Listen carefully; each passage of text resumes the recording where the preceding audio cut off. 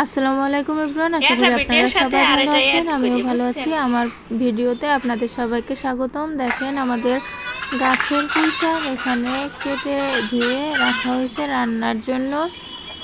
এটা রান্না করা হবে তাই পানি ঝরিয়ে নেওয়া হচ্ছে।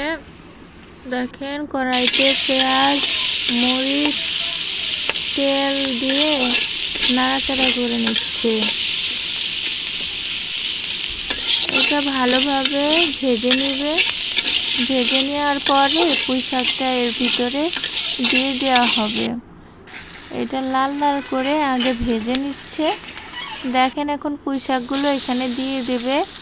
সবগুলো পুঁই শাক এখানে দিয়ে দেবে। আমাদের কিন্তু গ্রামের বাড়ি, আর মাটির চুলায় রান্না করে, কারণ মাটির চুলায় রান্না করলে স্বাদ হয়। আমাদের এখানে প্রায় মাটির চুলায় বেশি রান্না হয়, কারণ মাটির চুলায় রান্না এখানে খেতে মানুষ বেশি ভালোবাসে।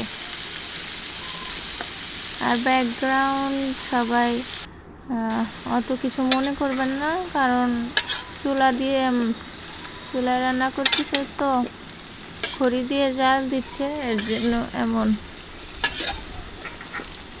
আর দেখেন পুঁই শাকটা কিন্তু নাড়াচাড়া করে দিচ্ছে।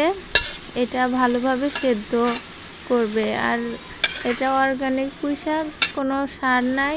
এই পুঁই শাকটা কিন্তু খেতে খুবই মজা, দেশাল পুঁই শাক। আর দেখেন পুঁই শাকটা কিন্তু সেদ্ধ হয়ে গেছে। এটা কিন্তু একবারে ভাজা ভাজা করবে। সেটার আমি পিক আপলোড দিতে পারি না, ভিডিওটা দিতে পারি না। আর এখানে দেখেন ডিমের তরকারি রান্না করবে, তো ডিমগুলো প্রথমে ভেঙে নিচ্ছে। এখানে কিন্তু হাত দেখতেছেন আমার বড় ভাবি কিন্তু আজকে রান্না করতেছে। দেখেন ডিমগুলো একে একে সবগুলো ভেঙে নিবে।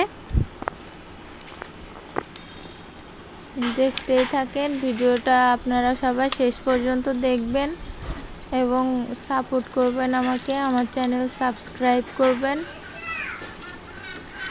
দেখেন একে একে ডিমগুলো সব ভেঙে নিচ্ছে। আর দেখেন পটল, আলু আর পুঁই শাকের ডাঁটা দিয়ে কিন্তু ডিম দিয়ে তরকারি রান্না হবে। এখানে কড়াইতে কিন্তু তেল দিয়ে ডিম দিয়ে দিচ্ছে ভাজার জন্য। গাইস দেখতে থাকেন, ডিম কিন্তু ভাজা। আর এখানে শুকনা মরিচটা ফেলে দিচ্ছে। শুকনা মরিচ আছে ডিমের ভিতরে, তাই ওইটা ফেলে দিচ্ছে। আর দেখেন গাইস ডিমটা কিন্তু ভাজা হচ্ছে। ডিম ভাজা শেষে এগুলো কিন্তু পিস পিস করে তারপরে তরকারির ভিতর দিতে হবে। যারা নতুন তারা কিন্তু দেখবেন, এভাবে রান্না করলে কিন্তু আপনার রান্নাটাও খেতে দারুণ হবে। আর ডিমের তরকারি তো এমনি স্বাদ লাগে সবার কাছে, ডিমের সাথে সব কিছুই যায়। হ্যাঁ, ডিমটা কিন্তু ভাজা হয়ে গেছে। দেখেন আবার কড়াইতে এখন তেল দিয়ে নিচে তরকারি রান্না করবে। এখন দেখেন এখানে তেলে পেঁয়াজ, মরিচ দিয়ে দিল। মরিচ পেঁয়াজ দেওয়া শেষ। এটা কিন্তু এখন নাড়াচাড়া দিবে আর ভালো করে কিন্তু এটা ভেজে নিবে। ভালো করে পেঁয়াজ মরিচটা ভেজে নিতে হবে, না হলে কিন্তু এটা ভালো হবে না রান্নাটা। আর তরকারিটা কিন্তু কষিয়ে রান্না করলে সব থেকে স্বাদ হয়। দেখেন নুন দিয়ে দিল। এখন কিন্তু মশলা করতেছে। পেঁয়াজ মরিচ ভাজা শেষে নুন দিয়ে এটা নাড়াচাড়া করে দিচ্ছে। আপনারা সবাই ভিডিওটি শেষ পর্যন্ত দেখবেন, আশা করি ভালো লাগবে, কারণ আমি ভালো ভিডিওই আপনাদের সাথে শেয়ার করতেছি। আর দেখেন হলুদ দিয়ে দিল। এভাবে যারা রান্না পারেন না, নতুন, তারা কিন্তু রান্না করলে রান্নাটা অনেক ভালো হবে, কারণ আমি কোনো এডিট করি নাই, র ভিডিও একবারে। দেখেন এখানে কিন্তু হলুদ, মরিচের গুঁড়া দিয়ে দিছে, একটু পানি দিয়ে দিছে এর সাথে। এবার কিন্তু মশলাটা কষিয়ে নেবে। এখানে কিন্তু আদা, রসুন, জিরা সব বাটাই আছে।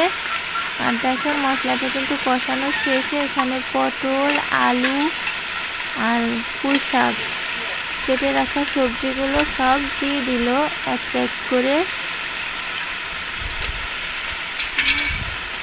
দিবেন না, এগুলো কিন্তু ভালোভাবে কষিয়ে নিবে মশলার সাথে। রান্নার স্বাদ একটু পানি দিয়ে দিল, কারণ এগুলো কষাইতে হবে, না হলে কিন্তু মশলাটা কড়াইতে লেগে যাবে আর পুড়েও যাইতে পারে। আর এটা কিন্তু এখন কষা নিচ্ছে, ভালো করে কষানো শেষ। এখন পানি দিয়ে দিচ্ছে, এর ভিতর কষানো শেষে পানিটা বলক আসার পরে ডিমগুলো এক এক করে সবগুলো দিয়ে দিছে। গাইস, শেষ পর্যন্ত আমার ভিডিওটি দেখার জন্য আপনাদের সবাইকে ধন্যবাদ।